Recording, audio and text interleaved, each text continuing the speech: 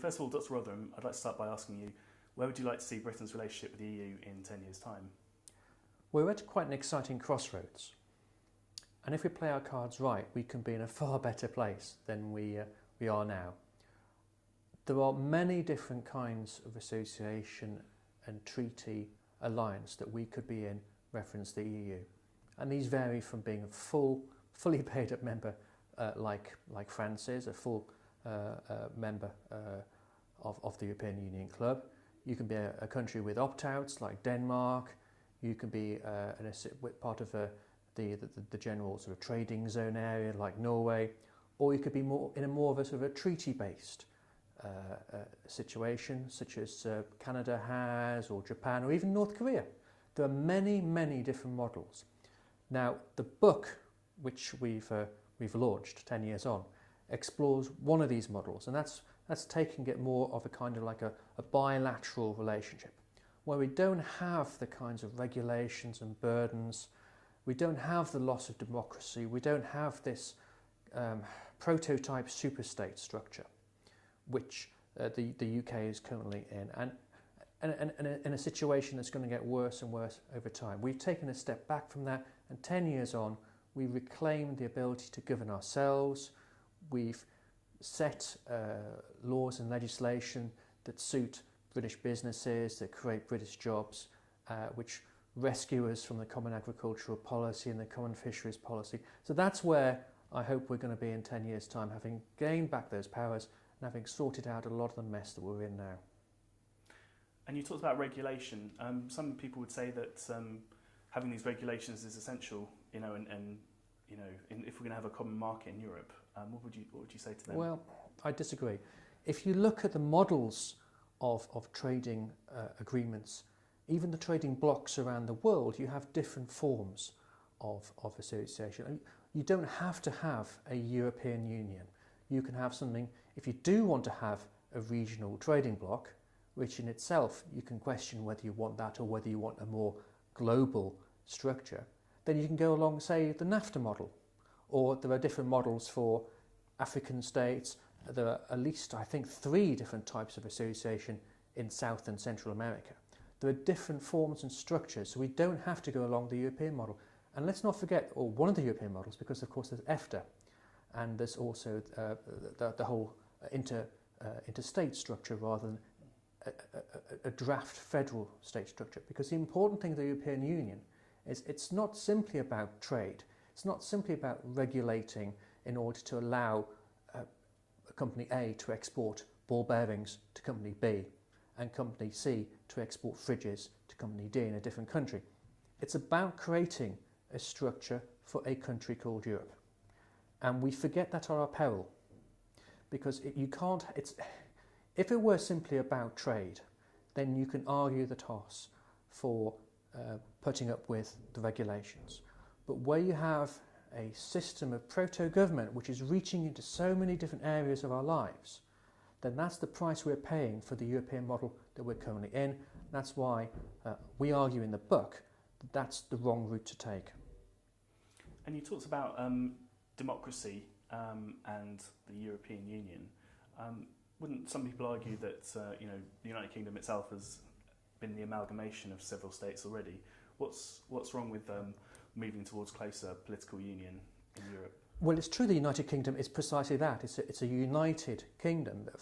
If you go through history, you look at the Anglo-Saxon kingdoms, the Angles and the Saxons, the Jutes that united. Then, of course, you have the amalgamation that arose with the Welsh kingdoms, with the Scottish kingdoms, and then with Ireland. Of course, particularly with Ireland, that's not always been a peaceful situation. But we're now in, for the main, with respect to the United Kingdom, an alliance, a country which people are voluntarily are adhering to. Why are they doing that? Because people feel British. They feel as if they're part of the United Kingdom.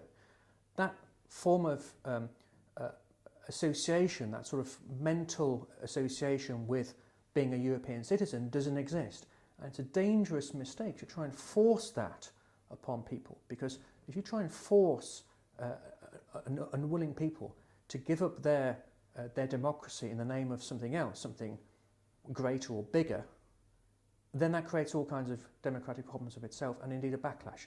And I think that's one of the reasons why there's been a growth of the far right across Europe, because there's a divorce between ordinary members of the public, many of whom don't want this, and the politicians who don't claim responsibility for the decisions which are made at a higher level where they no longer have any power because it's being done at Brussels and Strasbourg.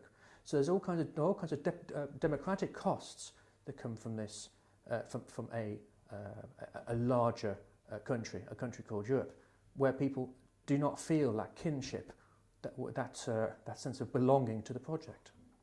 Where do you think Europe will actually be in 10 years' time in terms of its relationship with Britain? That depends on the route we take. If we fail to grasp the nettle, if we do what the leaders of Europe failed to do after the Laeken meeting in Brussels back in 2002, when they recognised there was this alienation between the voter and the European politician, when they realised that they kept losing referendum, when the voting in European elections was dropping and dropping and dropping. If we go down that route, then we're going to end up with a